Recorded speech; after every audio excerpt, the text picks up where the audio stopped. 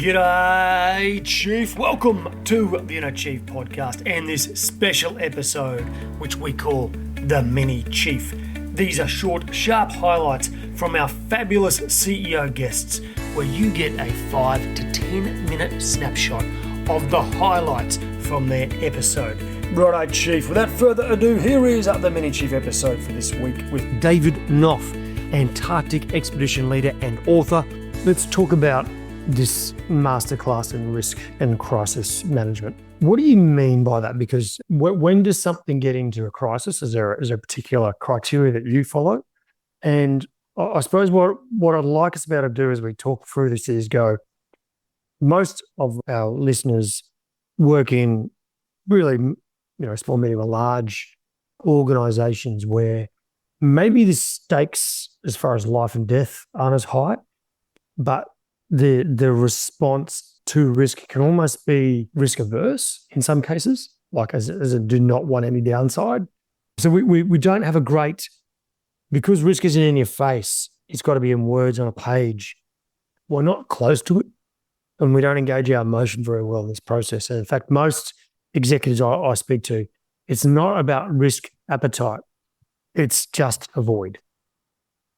So I don't know if that's very good context, by the way. No, it's perfect. I love talking about this stuff because I've come from careers and locations where risk to life and kind of state survival and stuff as well comes into it in war zones and some sort of that sort of stuff. Like it's as big a stakes as it gets, and decisions that you make on a battlefield or on a ship on fire, decisions can cost lives, and inaction can be just as deadly as action, and getting your head around that. And they teach you that in the early days of military training and everything as well, that the worst decision can be no decision. You have be decisive. If you've got to, it's actually a decision, isn't it? Oh, exactly. It's actually a decision. Yeah. Exactly, and that's that whole thing of if you've got an hour, a perfect plan that takes 61 minutes is a fail. You have 1 hour to achieve this objective, and that is your goal. And you just get so focused on that environment, and a plan that will achieve that objective or have a good go at it. That's the most important thing. And generally speaking, they'll never fail you in your military assessments for a decision that, was tactically acceptable, but they will fail you for inaction or a plan that was going to be too slow or too long. So it's that sort of things. But to kind of then transition it to the fields that maybe aren't as life and death. And I always love the difference of speaking to an audience. And I did a talk over in Perth recently to a group of fire and emergency services workers. And it was just such a good crowd because they deal with life and death situations and car accidents and all sorts of stuff just day in, day out. Their understanding of risk and chaos and their attitude to it. And it's the same when you talk to cops or paramedics or anyone. Their understanding of risk and also their attitude is often really, it can look blasé or it can look lighthearted, and there's dark humor and all those other elements to it. And exactly. So the most serious of industries and day-to-day lives, they don't take it that seriously. But you go and speak to, and I'm going to use a bad example here, and apologies to anyone from this profession that's in it, but you go and speak to a team of real estate agents where it's not life and death, it is houses and it is sheep stations.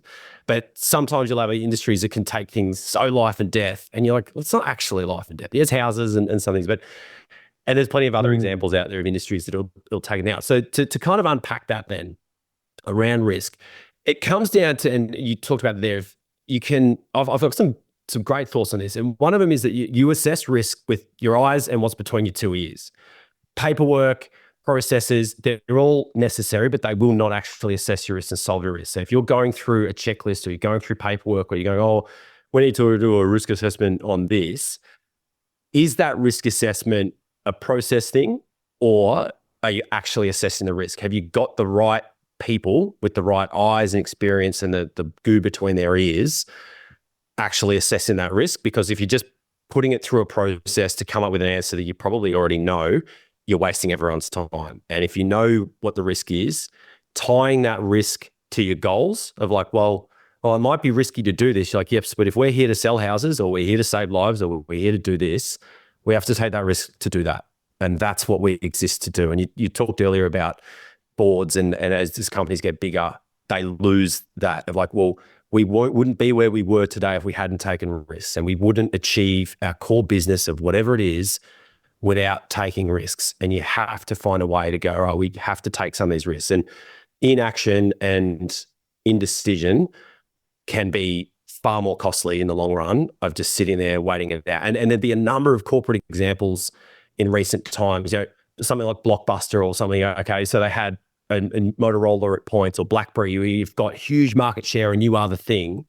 And you go, but no, let's just keep what we're doing. We'll just come out with the BlackBerry 10 and then the BlackBerry 11. And sure enough, they'd missed the boat to go, well, actually, why don't we come up with the smartphone? And they don't do that. Blockbuster could have been, at one point, they could have bought Netflix or something and become Netflix, but they didn't. They, for whatever reason, they stuck to their business model, didn't take any other risks of new industries, and it stops. And that's where I love to unpack risk and really look at it and go, you've got to take the risk. You've got to find a way to get comfortable with it. Unfortunately, then, as those in the leadership positions will then know, you have to then accept that if it doesn't work, that failure is an option. And you then have to learn from that and be willing to move on and take it, rather than just stay there, be indecisive, not take any risks and survive. It's an option, but is it actually going to achieve your goals, or is it just going to achieve kind of purgatory? One of the real challenges in the corporate world is we very rarely get feedback immediately about the action we take and decision we make and if it's been effective. So we might make a decision now to launch a new product, or to change a factory, or move something, or move jurisdictions for tax reasons or something. But we really don't get the feedback on that for 6 months, sometimes 2 to 3 years. When often we're gone by then and someone else has to deal with it. Yep. Any guidance on how that would affect your decision making in the moment when the feedback loop is generally in the years? Yeah, I mean, that's a real tough one. And there's probably no answer on that. You got to try and look at indicators that can give you some sort of indication that it is going well, or backing it in and saying, yep, that is the plan, and we have to just let it run for 2 years. Because one of the things I hate to see, and you see this a lot in corporate, and you see it in government with a 3-year election cycle and everything as well, is have you given it the time to work? Okay, was it a 3-year plan? And now have the conditions changed significantly that we need to abandon that plan? Or it is a 3-year plan, we're at a year going, this hasn't worked. You go, what? So do we abandon it or not? Now, you don't want to be, like I said earlier, you don't want to be too tied to a plan that's going to fail.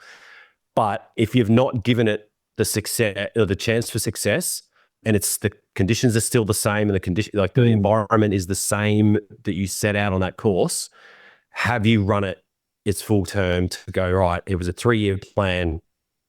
We will make the decision at the 2-year mark when we finally do get some feedback. But at the 1-year mark, we can't abandon this plan. And I'm sure your listeners and yourself have seen plenty of examples where a plan might have worked in the long run, but it got abandoned too soon because people got nervous and they went back into their comfort zone. Well, I think your point around no plan survives first contact, or you get punched in the face. Yeah. Good on you, mate. Well done. Yeah. They're not mine, by the way. I stole them. Yep. Yeah, I know. Yeah, that's all right. I think everyone sort of know. Like, yep. The interesting thing is, can you hold your nerve if you truly believe this is the right way? Or, as you said before, the data points, the early data points to say we're on track, we're not one. Like we entered an engagement like this. Oh my God, the weather's wrong. The plan is right if the weather comes good. Oh, hold on. Like, do we need to adjust immediately, or do we just cop getting a hammer in for a day, so to speak?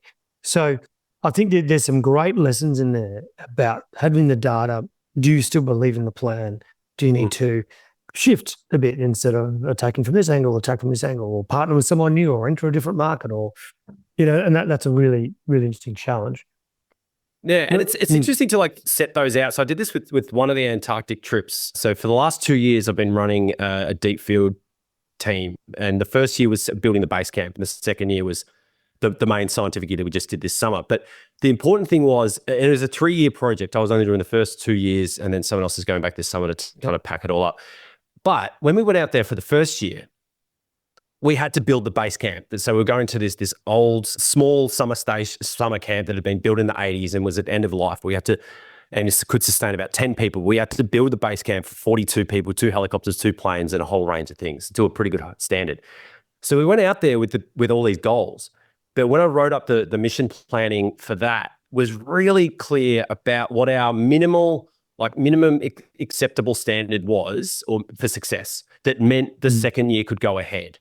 So yes, we had these goals of we need to build 8 melons, 3 tent platforms, find the water source, find the generator spots, site the helipads, site the landing zones, do all these different things, test the lake water, test the alternate water support supplies, and do all these different things and achieve it all in a kind of 90-day work window, of which you'll lose a third to weather anyway, and then take out fatigue days and all the other things as well. So, but it was this case of, okay, there's the gold standard of all the stuff we want to achieve, but what is the minimum acceptable criteria that we have built enough to sustain a second year, and when do we change that? And that was then what we worked towards. If you're going, okay, we have to achieve this much, and at points though, you're still jumping around and go, all right, the conditions today will go hard on, we'll do this thing, not that thing, and you're still working towards your minimal acceptable standards. And that is an important part of planning, not just, we're going to achieve all of this, but okay, when it gets to the compromise, and we did this then for this recent summer where it's always over ambitious with the Antarctic summers of you're trying to squish far too much in, and everyone goes down there with the big shopping list of things. And I had scientists from a number of different universities, a number of different sub-projects within the 2 major university-funded streams, and then some other bits of ad hoc science from wildlife monitoring and other bits as well to kind of assess the human impact of the other science that they're doing, and the world goes round. But from day one, I really hammered it into the scientists, and I had a great scientific coordinator as well who helped with this, just going, have your priorities ready to go so that if we walk out and say, right, the weather conditions are such that we can go to these 3 locations, you know that you can go to that location and achieve your priority 3 objective, as opposed to sitting around waiting to go to the location that's your objective 1, because that may not come for another week or 2. And having that process, I found that the planning cycles in Antarctica are great because it comes down to the weather, and you always have this plan of how your season will play, and you'll always go, okay, we've got our 1 month concept of operations, and we've got a 2-week planning cycle, and we'll do a 72-hour planning thing. And it always just comes back to a almost 48 to 72-hour planning process is all you can ever deal with, because the forecast beyond that is never any real indicator of what the weather's going to do. You get all these bizarre human factors, and then priorities change and all this sort of stuff. So you just end up coming back to this very short, very dynamic planning cycle where everyone has to be ready to go and do almost anything every day when the things change. And there was some great flexibility shown by the team when you just, the whole thing would go out the window for whatever reason, be it where there are operational factors, or there's a problem with a helicopter, which means we can only do a limited range with 1 helicopter and do the search and rescue for that helicopter if there's an incident that can be done on foot or quad bike. And you just walk into the team and go, here it is the plan. We're not doing this. We can do this. If anyone, I've got 1 seat on that helicopter now. If anyone's got a project that can fit with that, and you got 20 minutes to get back to me with who can fit into what we can now do or can't do. And rather than sit there going like, oh, but you said this and the plan was that, the team would sit there and go, okay, great. There's opportunities. I can do this. Or if I now work with them, or this person goes as my helper to this location, that they can do their priority 4 thing at their location while I'll do my priority 2 thing. And that degree of flexibility is remarkable. Yeah. Oh, incredible. Chief, there you have it for this week with our mini Chief episode. All the links can be found in the show notes. Just go to chiefmaker.com/355. Chief, one of the biggest challenges in all leadership roles is how to influence stakeholders. The difficult, the easy, the elusive, all sorts of stakeholders, board members, executive teams, clients, suppliers, the media, the community.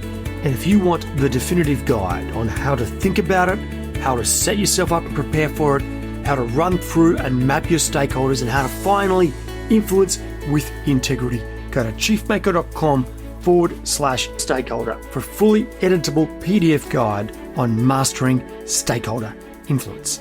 That's chiefmaker.com chiefmake.com/stakeholder. And if you would like to stay in touch and hear all about some of the best resources you can find anywhere in the world to improve your performance at work, go to chiefmaker.com/subscribe. Now, Chief, if you're yet to rate the episode and subscribe, I hope you'll do so soon. It helps others see the magnificent value that the chiefs and gurus bring to their life and career. So make sure you hit subscribe on your podcast app now, give it a 5-star rating if you think it's worthy, and leave a short review about your favourite episode. Righto, Chiefs, as always, remember to stay epic.